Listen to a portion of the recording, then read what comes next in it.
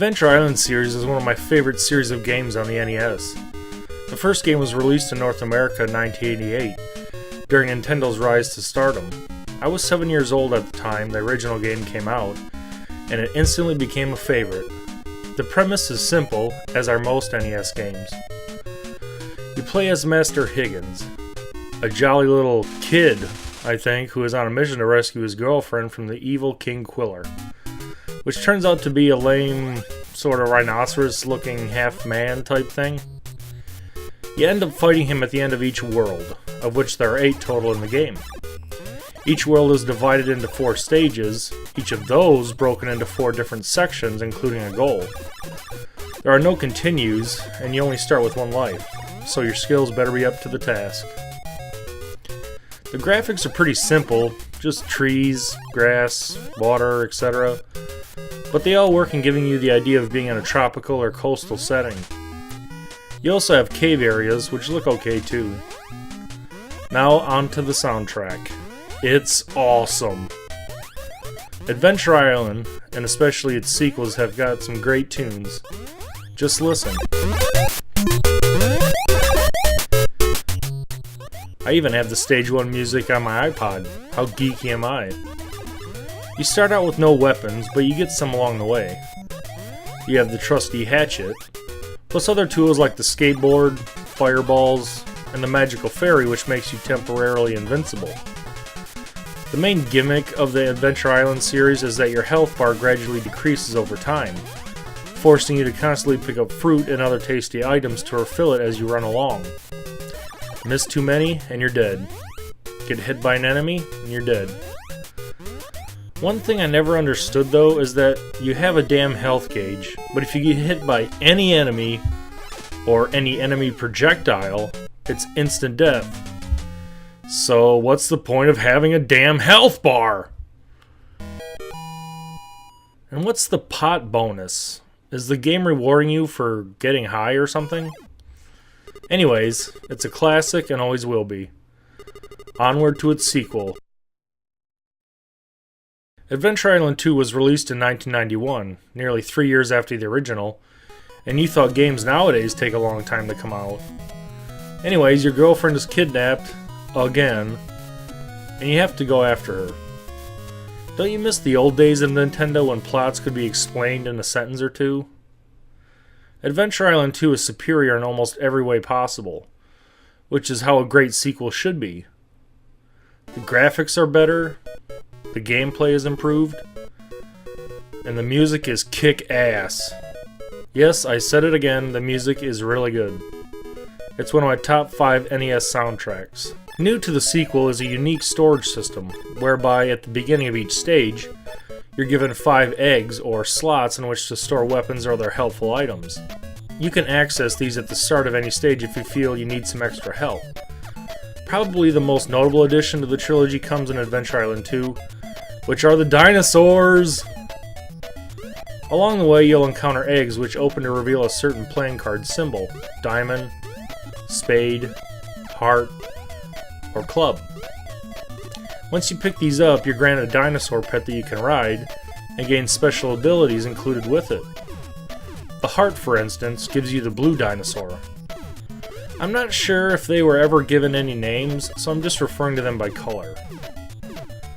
Which attacks by swinging its tail forward, destroying anything in its path, including rocks and other baddies. It's a fun addition to the game because you can use the slot system to save dinosaurs for later levels if you want. The spade card gives you the red dinosaur, which breathes fire and can move in lava safely. He's also my personal favorite. The diamond, which gives you the swimming purple dinosaur. And lastly, the club, which grants the flying pterodactyl. You won't find the pterodactyl card that much in the game, probably because it allows you to fly through most of the level, skipping everything. I tend to save it right away because of this. There's also a map system implemented which shows the main overworld map with each of the 8 islands you'll explore. Then a smaller island map which shows the rough layout, plus where and which boss you'll face at the conclusion of said island. You have the return of the bonus keys, except there are 3 this time instead of just 1. They all do different things like take you to the cloud bonus fruit area, allow you to skip the entire island completely, and other things. Lastly, there's the bonus egg round at the end of each stage. Here you're given a choice of several eggs, each one containing either bonus points or sometimes even a 1-up. And just on a little side note, the trick to getting the 1-up every single time during the bonus egg round, it's in the 7th egg. So just keep track of which egg is the 7th one and you'll get it every time. This also marks the first time in the series where you have this stupid frickin' wolf come running at you off screen. And unless you know either he's coming or you're good at reflexes, you're gonna get killed by him every time. It's just really annoying sometimes because sometimes you get caught up in the game and you forget it's a level where he's gonna pop out of nowhere. There he is! Fucker. Overall, I really liked the second game, and Hudson really added a ton of new features to make it a great adventure. No pun intended. Or maybe I did intend it? I don't know. Lastly, we come to Adventure Island 3, which released in North America in 1992.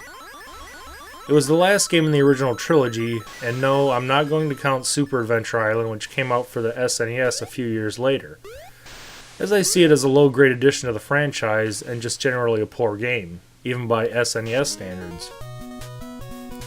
The story this time is similar to Adventure Island 2 in that an evil force kidnaps Master Higgins' girlfriend.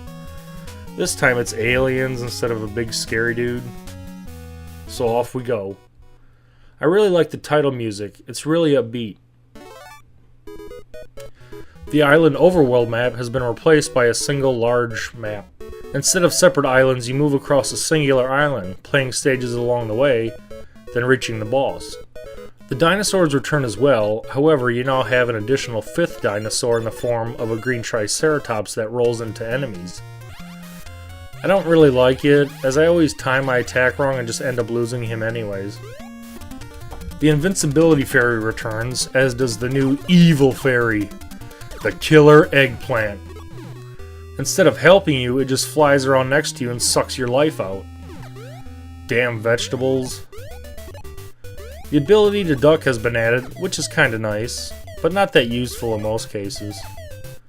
Your item storage slots have also been expanded from 5 to 8, allowing you even more storage room.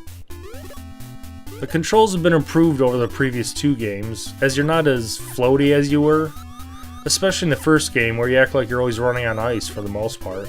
It's a fine addition to the trilogy and a great way to wrap up a fantastic series of games for the NES. Even more than 20 years after it came out, I still enjoy playing these games. Part 2 is my favorite out of the 3. The music, the simplicity, the fun creatures, it all works. I would highly recommend these titles to anyone. I played them when they first came out, and I still play them today. Thanks for watching, thanks for subscribing, go check them out.